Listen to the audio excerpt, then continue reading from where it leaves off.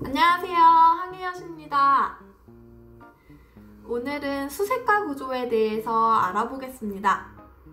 수색가 구조는 여러 가지 내용들이 있는데 첫 번째는 우리 배에서 익수자가 발생했을 때 우리 배에서 수색하고 구조하는 내용들이 있을 수 있겠죠? 예를 들면은 초기 조치를 어떻게 하는지, 그 다음에 사람을 구하기 위한 조선법, 윌리엄슨 턴, 샤르노브 턴, 싱글턴 등등의 내용들이 있을 거고요. 우리 배에서 수색가 구조를 했는데 시간이 지체가 되고 잘 못 찾았어요. 그러면 외부에 도움을 요청해야겠죠?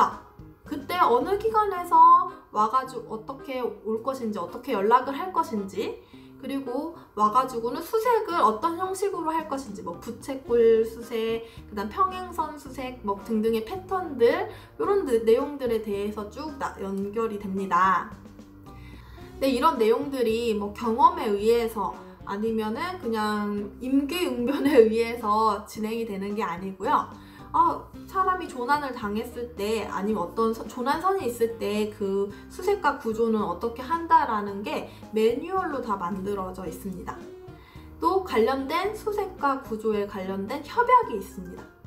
그래서 오늘은 SAR, Search and Rescue 협약과 그 다음에 IMSAR 매뉴얼에 대해서 좀 알아보도록 하겠습니다. 해양수색 구조 국제 규정을 살펴보기 전에 역사를 살펴보자면 1912년에 타이타닉 사고가 발생하게 됩니다. 이때에는 여객선에 100명의 정원이 있다고 했을 때 몇 개의 구명정을 실어야 된다, 이런 구체적인 규정이 없었어요.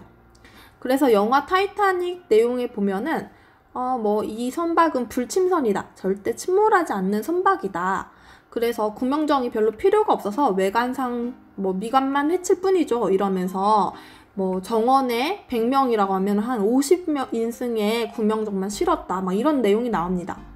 그러니까 구명 설비에 관해서는 그 선주의 마음이었던 거예요.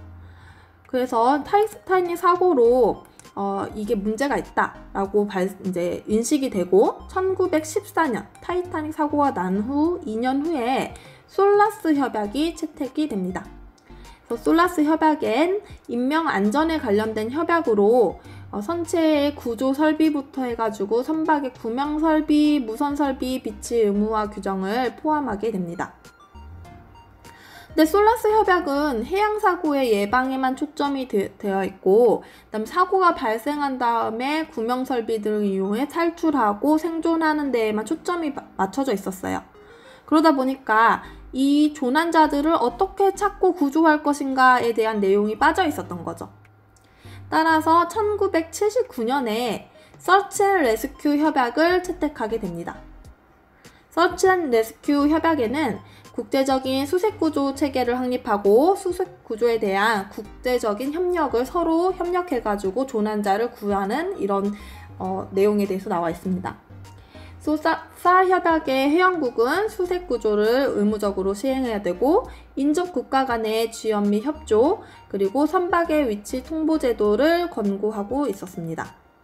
선박 위치 통보 제도란 선박이 항해를 하면서 정해져 있는 시간 텀으로 선박의 위치를 보고하게 되고, 그러면 그 다음 위치를 보고해야 하는 시간에 선리가 들어오지 않았다고 하면은 그 전 시간에 통보받은 위치를 기준으로 해서 수색을 바로 빠르게 할 수 있도록 하는 제도이죠. 서치 앤 레스큐 협약의 내용을 보충하기 위해서 지침서를 만들었는데요. 처음에는 2개의 지침서를 만들었습니다. IMOSAR와 MORSAR입니다.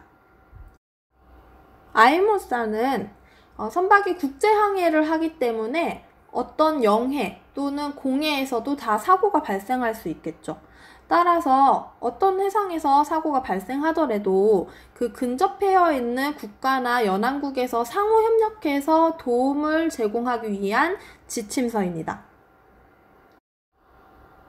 MORSAR는 상선에서 해상에서 비상사태가 발생했을 때 도움을 요청하거나 또는 도움을 제공할 때에 필요한 그 내용들에 대한 지침입니다. 예전에는 IMO 국제해사기구에서 이런 SAR 내용에 대한 지침을 가지고 있었고요. 그리고 ICAO 국제민간항공기구에서도 또 수색과 구조에 대한 나름의 협약과 매뉴얼이 있었습니다.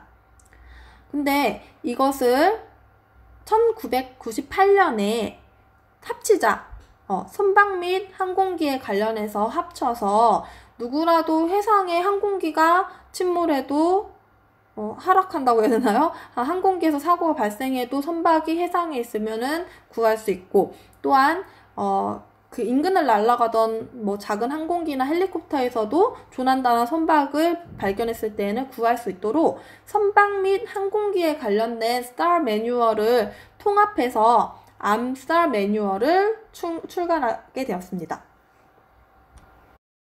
따라서 국제항공 해상 수색 구조 지침서를 AMSTAR라고 합니다. AMSTAR 매뉴얼은 볼륨 1, 2, 3로 나눠져 있는데요. 볼륨 1은 국제기구의 구성과 운용, 볼륨 2는 국제기구들의 업무 협조사항 등에 대해서 나와 있고, 볼륨 3가 바로 우리 상선을 승선하는 해기사들에게 매우 중요합니다. 볼륨 3는 선박 및 항공기가 취해야 할 행동 지침에 대해서 구체적으로 나와 있습니다. 따라서 모든 선박은 AMSTAR 매뉴얼의 볼륨 3를 본선에 비치해야 합니다. 그리고 항해사나 선장 등이 알아야 할 익수자를 위한 선박 조종 방법이라든지 조난자 수색 방법 등이 볼륨 3에 기술되어 있습니다.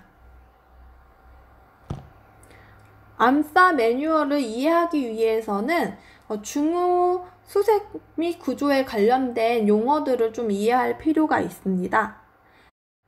지금 화면에 공유되고 있는 용어들의 풀네임과 내용을 학습할 필요가 있습니다.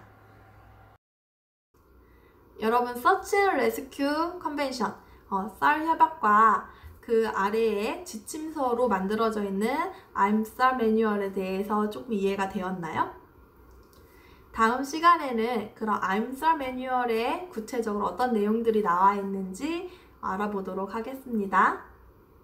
안녕.